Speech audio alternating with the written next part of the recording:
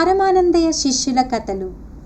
సూది కోసం కథ 5కి స్వాగతం. ఒకసారి పరమానందయ్య గారి కాలిలో ఈత ముళ్ళు గుచ్చుకుంది.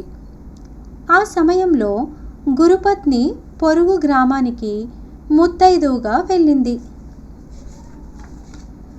ఒక ప్రక్క ముళ్ళు బాధ, మరో ప్రక్క ఆ ముళ్ళును బయటకు తీయడానికి శిష్యులు చేసే కోతి చేష్టలు ఎంత వద్దనుకున్నా పరమానందయ్య గారి చేత పెడబొబ్బలు పెట్టించాయి.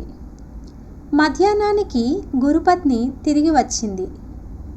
అప్పటికి పరమానందయ్య గారి కాలు అరటి బోదిలా వాచిపోయింది. గురుపత్ని శిష్యులందరినీ చీవాట్లు పెట్టి పరమానందయ్య గారికి ధైర్యం చెప్పి కాలులో ముళ్ళు తీయడానికి సూది కోసం వెతికింది. సూది దొరకలేదు. వెతుకుతుంటే కాలం గడిచిపోతుందని శిష్యులను పిలిచి పోయి సూది తెమ్మంది. దానితో పాటు వంటకు అవసరమైన సామాగ్రిని కూడా తెమ్మని చీటీ రాసి 100 వరహాలు ఇచ్చి పంపుతూ, అబ్బాయిలు ముందు సూదిని కొనండి, ఒకరికిచ్చి పంపండి, మిగిలిన వారందరూ సరుకులు తీసుకురండి, సూదిని కాస్తంత జాగ్రత్తగా పట్టుకురండి అంటూ చెప్పిందామె. అలాగేనంటూ అందరూ తలలు ఊపారు.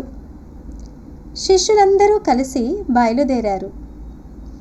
ఎందుకైనా మంచిదని గురుపత్ని మరోసారి సూదిని జాగ్రత్తగా పట్టుకురమ్మని వాళ్ళను హెచ్చరించింది. సరాసరి ముందుగా సూదులు అమ్మే అంగడి దగ్గరికి పోయి సూదిని కొని ఒకడికి ఇచ్చి, దీనిని నువ్వు జాగ్రత్తగా పట్టుకుపోయి గురుపత్నికి ఇవ్వు అన్నారు. వాడు భయపడుతూ, అమ్మో నా వల్ల కాదు, గురుపత్ని సూదిని జాగ్రత్తగా తెమ్మని మరీ చెప్పింది. అది నా కర్మకాలి ఎక్కడన్నా చెయ్యి జారితే ఆమెతో నేను చీవాట్లు తినాలిరా అన్నాడు. మరొకడు అలాగే అన్నాడు. ఇంకొకడు అదేవిధంగా అన్నాడు. అందరిది అదే భయం. ఒంటరిగా సూదిని పట్టుకుపోవడానికి ఎవ్వరికీ ధైర్యం చాలనే లేదు. ఏం చేద్దాం అనుకున్నారు. ఎవ్వరికీ ఏమీ తోచలేదు. ఎవరినన్నా సాయం అడుగుదాం అంటూ ఒకడు సలహా ఇచ్చాడు. దారిన పోయే దానయ్యను ఆపి తమ సమస్య చెప్పారు. ఆ దానయ్య కొంటెవాడు. పరమానందయ్య గారి శిష్యులకున్న తిక్క గురించి అంతకుముందు చాలా కథలను విని ఉన్నాడతను.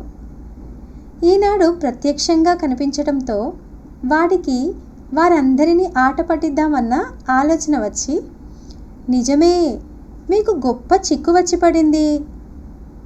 సూదిని అలా పట్టుకుపోతే ఎక్కడో అక్కడ చెయ్యి జారిపోయే ప్రమాదం ఎంతైనా ఉంది.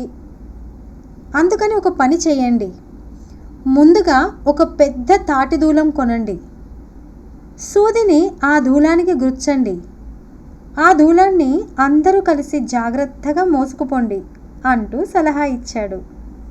ఇంకేముంది, పాపం మన పరమానందయ్య గారి శిష్యులకి ఆ సలహా మహాబాగా నచ్చింది. సరుకుల సంగతి మర్చిపోయారు. సరాసరి పోయి మిగిలిన సొమ్ముతో ఒక పెద్ద తాటి దూలాన్ని కొన్నారు. దానయ్య చెప్పినట్లే దూలానికి సూదిని గుచ్చి అందరూ కలిసి మోసుకుపోయారు. దూలాన్ని మోసుకొని ఆశ్రమానికి చేరుకున్నారు.